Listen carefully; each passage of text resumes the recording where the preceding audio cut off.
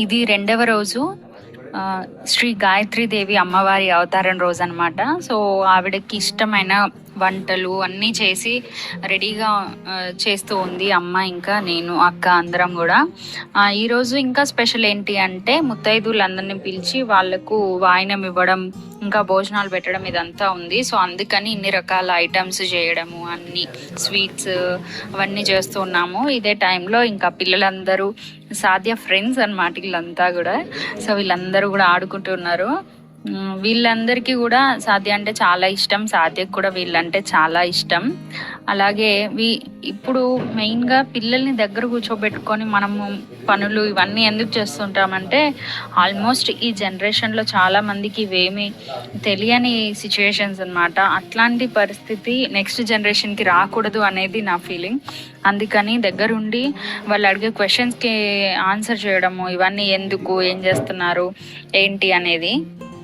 ఇంకా మోస్ట్లీ ఒక్కరే ఉండడానికి ఇష్టపడే ఈ రోజుల్లో సో ఫ్యామిలీస్ అనేవి, ఇంకా మన సరౌండింగ్స్, మన నైబర్స్ అనే వాళ్ళు కూడా మనకి ఇంపార్టెంట్ అనేది మనము వాయనం ఇవ్వడానికి ఒక రీజన్ అని నాకు అనిపిస్తుంది. నేను ప్రతి వీడియోలో కూడా దేవుడి గురించి ఏదైనా విషయం వచ్చినప్పుడు నేను చెప్పాలనుకునేది ద ఎగ్జాక్ట్ రీజన్ నాకు చెప్పాలని అనిపిస్తుంది అనమాట. అంటే ఏదో దేవుడి కోసం చేస్తున్నాము అనేది కాకుండా దానివల్ల మనకెంత హెల్ప్ అవుతుంది, అసలు ఏంటి బిహైండ్ రీజన్స్ ఏమున్నాయి అనేది నేను ఎవ్రీ వీడియోలో చెప్తాను. సో ఈ వాయనం ఇవ్వడం అనే కాన్సెప్ట్ ఏంటి అంటే మనకి మన నైబర్స్తో కానీ లేదంటే ఇట్లా వేరే వాళ్ళతో కూడా కనెక్షన్స్ ఇంకా పెరగడం కోసమే మనము ఈ వాయనం ఇవ్వడం ఇదంతా కూడా చేస్తూ ఉంటాం అన్నమాట.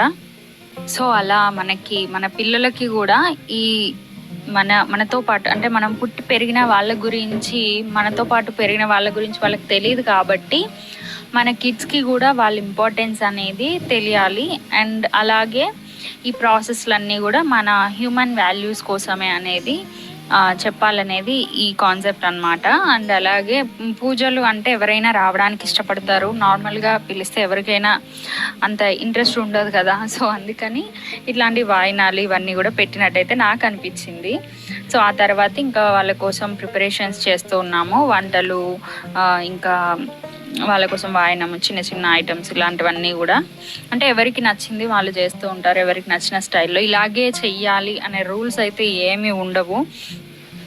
సో ఇంకా గాయత్రీదేవి అమ్మవారి రూపం కాబట్టి సో ముత్తైదువులందరికీ కూడా ఇట్లాంటివి అన్నీ ఇవ్వాలి అనేది అమ్మ ఫస్ట్ నుండి చేస్తూ ఉంటుంది. సో అదే మాకు కూడా అలవాటుగా ఉందన్నమాట. సో చేస్తూ ఉన్నాము. ఇంకా నెక్స్ట్ ఒక్కొక్కరు అందరూ వస్తూ ఉండడం, వాళ్ళకి పసుపు రాసి బొట్టు పెట్టి, అంటే వచ్చిన ప్రతి ఒక్కరిని కూడా మనం అమ్మవారిలాగా మనం అనుకొని వాళ్ళకి అన్నీ చేస్తామన్నమాట. సో ఇంట్లో అయితే almost 9 days full on festival mode అయి ఉంటుంది. ఇంకా పిల్లలందరూ కూడా కూర్చొని వాళ్ళని కూడా అమ్మవార్లుగా చూడాలన్నమాట. వాళ్ళ ఫీలింగ్ అది. వాళ్ళు కూడా చాలా ఎక్సైటెడ్ ఫీల్ అవుతారు కదా ఇట్లాంటివన్నీ వాళ్ళకి చేసినప్పుడు.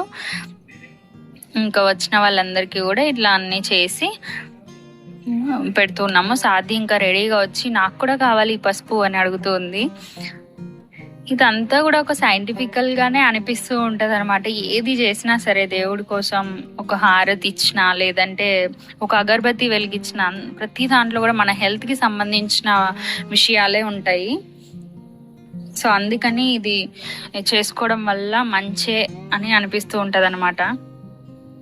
ఆ తర్వాత అమ్మవారికి కుంకుమ పూజ అదంతా చేసి ఇంకా నెక్స్ట్ వచ్చే వాళ్ళ కోసం వెయిట్ చేస్తూ ఉన్నాము.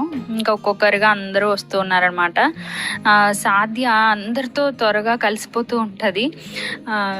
ఏంటి అంటే మనకు తెలియకుండానే మన చుట్టుపక్కల వాళ్ళు కూడా మనం పెరుగుతున్న టైంలో వాళ్ళ రోల్ కూడా ఉంటుంది అని నాకు అనిపిస్తుంది. అంటే మన సాడ్ టైమ్స్లో కానీ హ్యాపీ టైమ్స్లో కానీ షేర్ చేసుకోవడానికి ఒక మనిషి అంటూ ఉండాలి అని అంటారు కదా. సో అట్లా మన నైబర్స్ కూడా అందులో పార్ట్స్ అనమాట. అందుకని అందరితో కూడా మంచిగా ఉండడము, వాళ్ళకి సమ్ టైమ్స్ మనము ఇట్లా మన ఇంటికి పిలిచి మన రెస్పెక్ట్ మనం చేయడము, ఇదంతా ఇంపార్టెంట్ అని అనిపిస్తూ ఉంటుంది.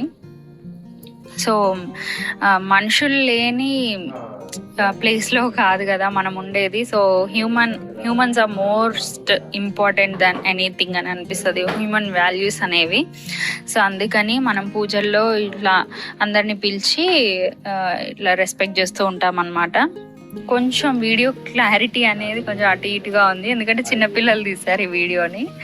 సో ఇంకా వాళ్ళకి బట్టలు పెట్టడం లేదంటే వాయనం ఇవ్వడం ఇదంతా కూడా చేస్తూ ఉన్నాము. అందరం కలిసి చేసాము, కానీ ఓన్లీ వీడియోస్లో నేనే ఎక్కువగా ఉన్నట్టు అనిపించింది. సో అట్లా ఇంటికి వచ్చిన వాళ్ళందరికీ కూడా ఇట్లా పూలు పళ్ళు బట్టలు ఇట్లా అన్నీ ఇచ్చి వాళ్ళ దగ్గర ఆశీర్వాదం అయితే తీసుకున్నాము.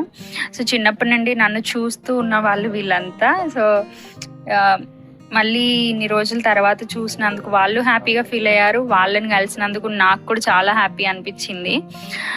నాకు కలిసి వచ్చిందేమో అనిపించింది, అంటే ఈ టైంలో నేను ఇండియా రావడము, ఇంకా ఈ నవరాత్రుల టైంలో ఇట్లా అందరినీ ఒకేసారి కలవడం ఇదంతా కూడా చాలా హ్యాపీనెస్ని అయితే ఇచ్చింది నాకు.